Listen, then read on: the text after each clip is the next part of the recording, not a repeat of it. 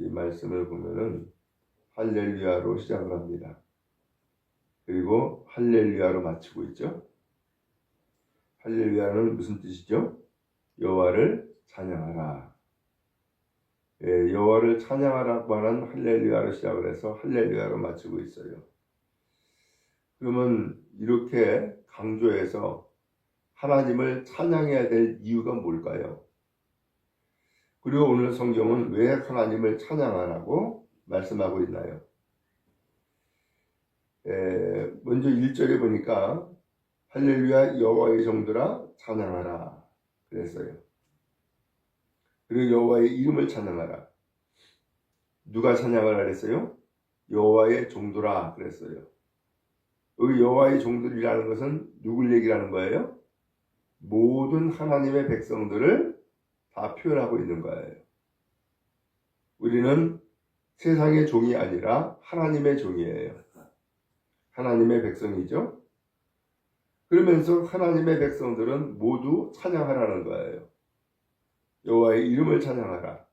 여호와 그분을 찬양하라는 거예요. 다른 것을 찬양하는 것이 아니라 여호와 하나님 그분을 찬양하라는 거죠. 2절에 보니까는 언제 찬양하느냐? 이제부터 영원까지 여호와의 이름을 찬송할지로다. 이제 지금부터 내일이 아니라 지금부터 영원까지. 영원은 끝이 있어요? 없죠? 그러므로 영원하신 여호와 하나님이시기 때문에 우리 여호와의 종들, 여호와의 백성들이 해야 될 일은 하나님을 찬양하는데 언제까지 찬양하느냐? 하나님이 존재하시는 그 시간 동안. 근데 그 하나님은 영원까지 계신다 그랬잖아요. 영원하시다고. 그러니까 지금부터 영원까지 여호와를 찬양해라 라고 말씀하고 있어요. 그러므로 오늘 우리가 예배하는 시간만이 아니라 평상시에 모든 시간이 하나님 앞에 찬양을 하고 하나님께 영광을 돌리는 복된 시간 다 되기를 간절히 바랍니다. 3절에서 해 돋는 데서부터 해 지는 데까지 여호와의 이름이 찬양을 받으시리로다. 해 돋는 데는 어디예요? 동쪽이죠. 그 다음에 해 지는 데는 서쪽이에요. 그러니까는 지구 온 한 바퀴를 다 도는 거예요. 그런 의미에서 여기 보니까는 해 돋는 데부터 해 지는 데까지라고 하는 것은 세상의 모든 백성들이 하나님을 찬양하라는 거예요. 왜냐하면 세상의 모든 백성들은 다 하나님의 창조물이에요. 하나님에게서 벗어난 자가 없는 거예요. 그래서 모든 사람들이 다 찬양하라는 거예요. 더 나아가서 해 돋는 데서부터, 해 돋는 것은 이스라엘로 표현하면 하루의 시작이에요. 그 다음에 해 지는 데는 하루의 끝이에요. 그러므로 하루 종일 혹은 날이 시작되어지는 시간부터 날이 끝나는 시간까지 계속해서 찬양해라 라고 말씀하고 있어요. 결국은 모든 백성들, 모든 시간 그리고 영원까지 뭐 하라고요? 하나님을 찬양해라 라고 말씀해주고 있어요. 그러면 여러분 오늘 이와 같은 말씀을 받았으니 우리가 늘 찬양하는 주의 백성 다 되기를 간절히 바랍니다. 더 나가서 3절에 보니까 4절에 보니까 여호와는 모든 나라보다 높으시며 그의 영광은 하늘보다 높으시다 그랬어요. 세상에는 큰 나라 작은 나라들이 있죠. 강한 나라 강하지 못한 나라가 있죠. 그런데 그 모든 나라보다도 높은 분이 하나님이라는 거예요. 그렇기 때문에 그의 영광은 하늘보다 높다. 각 나라의 영광은 여호와 하나님은 모든 나라의 영광보다도 높으신 분이다. 그러므로 하나님을 찬양하라는 거예요. 5절에 여호와 우리의 하나님과 같은 이가 누구리요? 높은 곳에 앉으셨으나 스스로 낮추사 천지를 살피시고 하나님이 그렇게 모든 나라보다 혹은 모든 나라의 영광보다도 높다라고 말씀하면서 그 하나님은 낮은 곳으로 스스로 낮추셨다는 거예요. 그래서 왜 낮추신 거예요? 천지를 살피시고 오늘 우리를 살피시기 위해서 낮아지셨다는 거예요. 그렇죠? 어린 아이를 예를 들면 과자 하나라도 주려면은 어떻게 해야 돼요? 쭉으로 앉아야 되죠?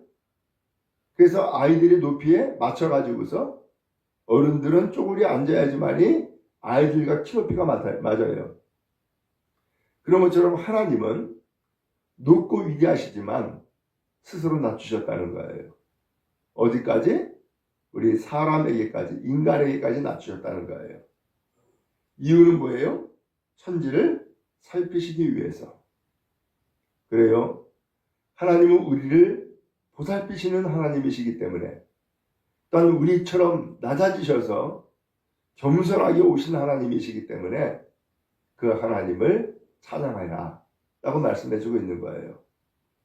스스로 낮추시고 그리고 또한 겸손의 띠를 띠신 분이 누구예요? 하나님의 아들 예수님이시죠. 그 예수님이 이 세상에 오셔서 하신 일이 뭐예요? 6절, 7절에 보니까 가난한 자를 먼지더미에서 일으키시며 궁핍한 자를 거름더미에서 들어 세워 그랬어요. 가난한 자는 얼마나 가난하냐? 먼지더미에 있다는 거예요. 실제로 우리가 옛날에 살았을 때를 생각하면 어때요? 형편없죠? 집을 지어도 그야말로 판잣집에 집을 짓고 거기에 무슨 지금처럼 각방이 나눠져 있고 무슨 세면대가 있고 목욕탕이 있고 그런 게 어디 있어요? 먼지더미에서 살아가는 가난한 사람들 하나님은 일으키셨다는 거예요. 궁핍한 자를 거름더미에 들어세워. 거름더미라고 표현했는데 이건 쓰레기장이에요. 쓰레기장에서 궁핍한 자를 들어세웠다는 거예요. 8절의 지도자들 곧 그의 백성의 지도자들과 함께 세우시며 그러면서 이 백성들을 잘 지도할 지도자를 하나님이 또한 세웠다는 거예요. 그리고 9절에 임신하지 못하던 여자를 집에 살게 하사. 임신하지 못하면은 옛날에는 어땠어요? 쫓겨났죠? 그리고서는 그야말로 아무것도 의지할 것이 없는 곳으로 내몰렸다고요. 근데 이스라엘도 그랬던 거예요. 이 유대 백성도 결혼해서 자식을 낳지 못하면은 멸시를 받았어요. 이혼 사유가 됐다고요. 근데 임신하지 못하던 여자를 집에 살게 하사 쫓겨나는 것이 아니라 하나님은 그 여자를 긍휼히 여기사 오히려 그 집에 살게 했다는 거예요. 그리고 자녀들을 즐겁게 하는 어머니가 되게 하시는도다. 자녀를 낳게 하시고 또한 자녀를 잘 키우는 어머니가 되게 만들어 주었다는 거예요. 누가요? 하나님이. 그렇기 때문에 오늘 우리의 인생을 바꾸고 우리의 삶을 바꾸시는 여호와 하나님, 오늘 그 하나님을 찬양해라. 그리고서는 할렐루야라고 시작을 해서 할렐루야로 마친 거예요. 오늘 우리도 돌이켜보면은 혹은 옛날과 비교하면은 하나님 앞에 감사할 것이 너무나 많지 않아요? 그 감사를 뭘로 표현하겠어요? 하나님을 찬양함으로. 하나님이 나를 이렇게 돌봐주셨습니다. 나를 이렇게 건져주셨습니다. 나를 이렇게 살려주었습니다. 라고 고백하며 하나님 앞에 찬양하는 것. 바로 이것이 하나님 앞에 우리가 해야 될 일인 줄로 압니다. 그래서 오늘 시편 기자는 할렐루야로 시작을 해서 할렐루야로 마치는 거예요. 오늘 우리의 인생은 하나님의 뜻에 달려 있어요. 하나님의 손 아래에 있다고요. 근데 그 하나님은 우리를 사랑하사 우리를 긍휼히 여겨주시고 친히 이 땅에 내려오셔서 우리를 보살펴 주시고 오늘 우리를 건져주시며 오늘 우리를 내몰지 아니하고 살게 하사 복되게 하신 하나님이세요. 그 하나님을 다시 한번 기억하며 감사로 찬양하는 우리 모두 다 되어지기를 간절히 바랍니다.